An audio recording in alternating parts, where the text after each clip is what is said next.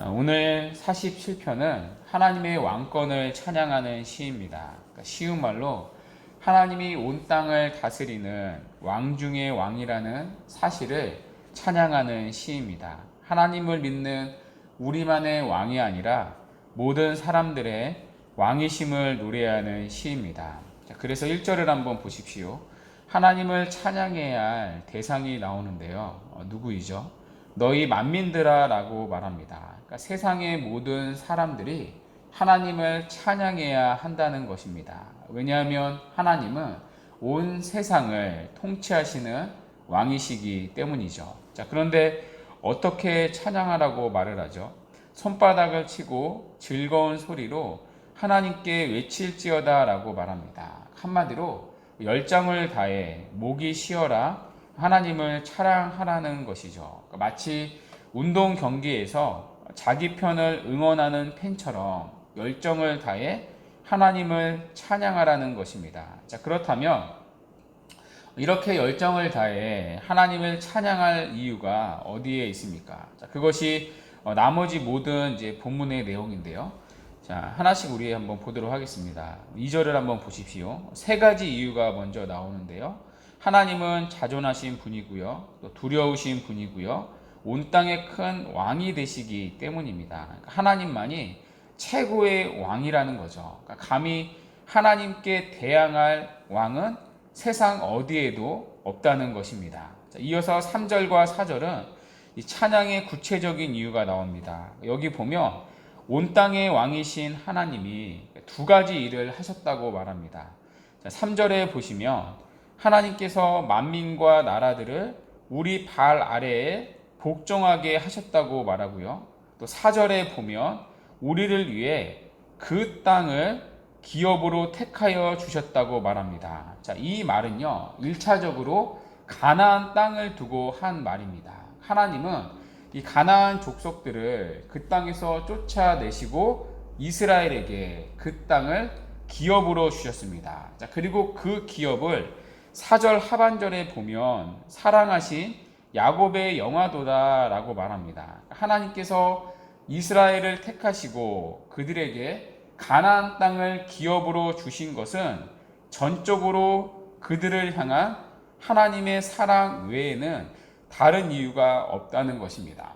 자, 그러니 시인이 하나님을 찬양할 수밖에 없는 거죠. 온 땅의 왕이신 하나님이 보잘것없는 이스라엘을 택하시고 택하실 뿐 아니라 모든 대적들을 물리쳐 주시고 그들이 거할 영화로운 땅을 기업으로 주시니 그 사랑의 하나님을 찬양할 수밖에 없다는 거죠. 자, 이어서 5절도 보시면 또 하나님을 찬양할 이유가 나오는데요.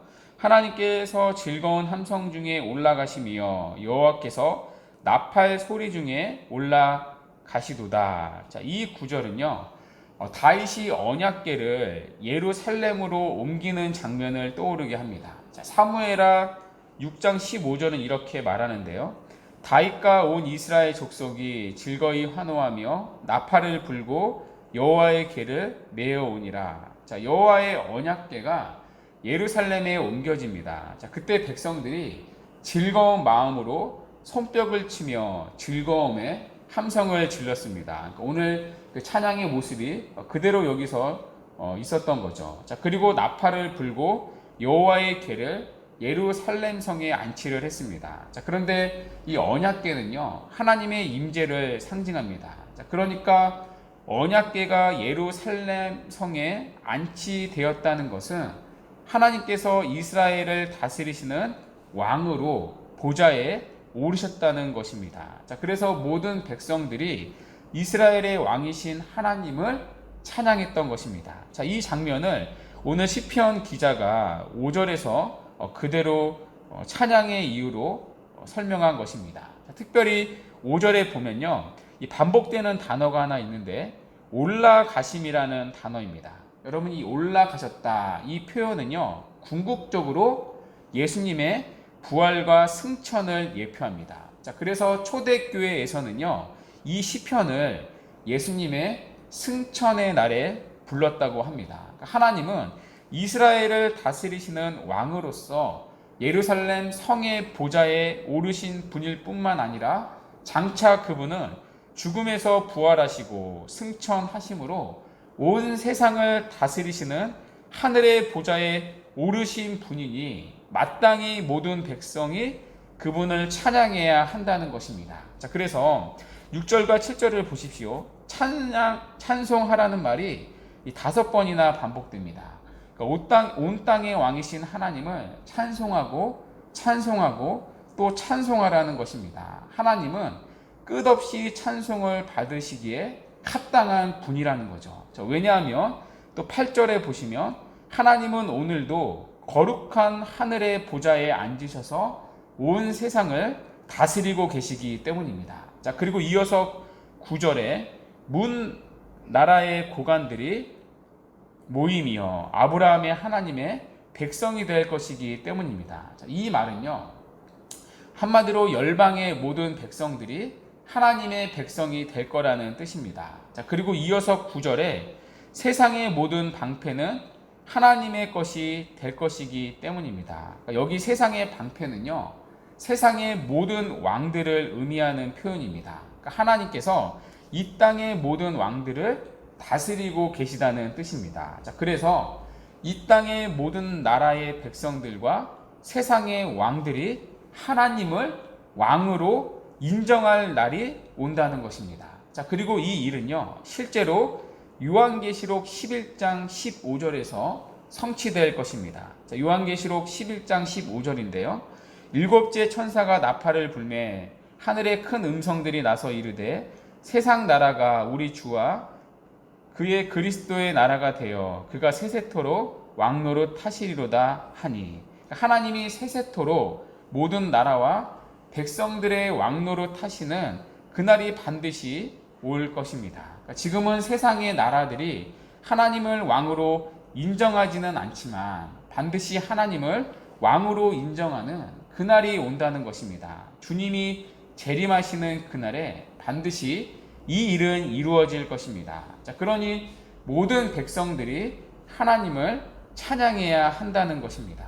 그분은 지금도 온 세상을 다스리시는 왕이시기 때문이죠. 오늘도 그분은 거룩한 하늘의 보좌에 앉아서 온 세상을 다스리시고 통치하고 계십니다. 그러니까 세상에 일어나는 모든 일들이 그분의 결제하에 이루어지고 있습니다. 그러니까 그분의 결제 밖에서 일어나는 일은 아무것도 없습니다. 오늘도 세상의 모든 만사가 그분의 손안에 있습니다. 우리가 이해할 수 없는 세상의 모든 일들도 그분이 세우신 목적을 향해 흘러가고 있습니다. 뿐만 아니라 보좌에 앉으신 주님이 다시 오시는 그날에 모든 세상의 백성과 왕들이 하나님을 세세토록 왕으로 인정하게 될 것입니다. 우리는 마지막 날에 이것을 눈으로 보게 될 것입니다.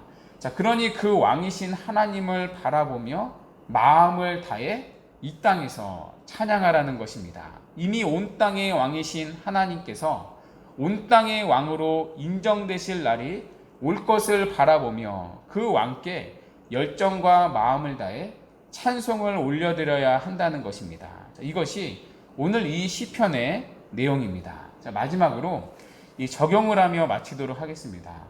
사실 오늘 이 시의 내용은요, 어려운 내용이 아닙니다.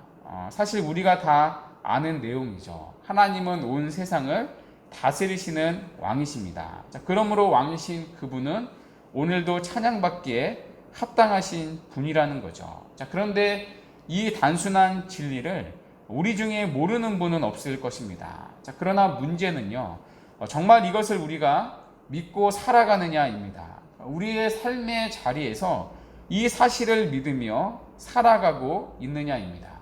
자, 어쩌면 우리는 이 사실을 그저 머리로만 믿고 살지는 않습니까? 그러니까 정말 하나님이 오늘도 우리를 다스리고 통치하고 계시다는 이 사실이 여러분의 삶 가운데 작동되고 있습니까?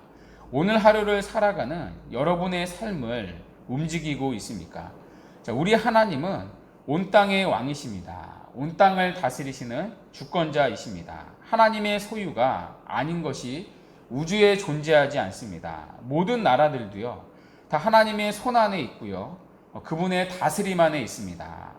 중국이 시진핑의 손에 있고 또 미국이 바이든의 손에 있는 것이 아니죠. 중국도 미국도 그리고 모든 나라도 다 하나님의 것입니다. 모든 나라와 모든 열왕이 서고 일어나는 것은 다 하나님의 소관입니다. 우리 하나님이 온 땅의 왕, 온 우주의 왕이시기 때문입니다. 뿐만 아니라 우리 교회, 또 우리의 가정, 우리의 자녀, 그리고 내 직장의 모든 문제, 그리고 우리의 삶에서 일어나는 사소한 것 하나까지도 하나님 그분의 통치 아래에 있습니다.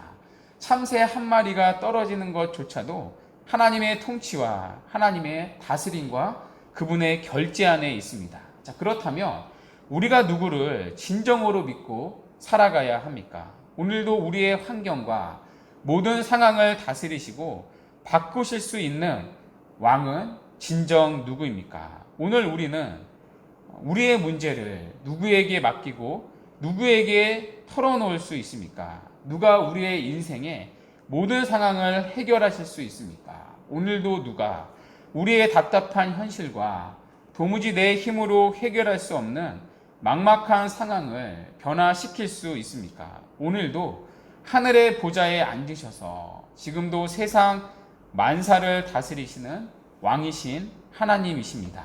주 안에 사랑하는 여러분, 이 단순하지만 놀라운 진리, 이것이 단순히 우리의 머리로만 인정하는 자리에 머물지 않기를 바랍니다. 우리의 기도의 자리에서 또 오늘도 살아가는 우리의 삶의 자리에서 인정되고 고백되는 은혜가 있기를 바랍니다.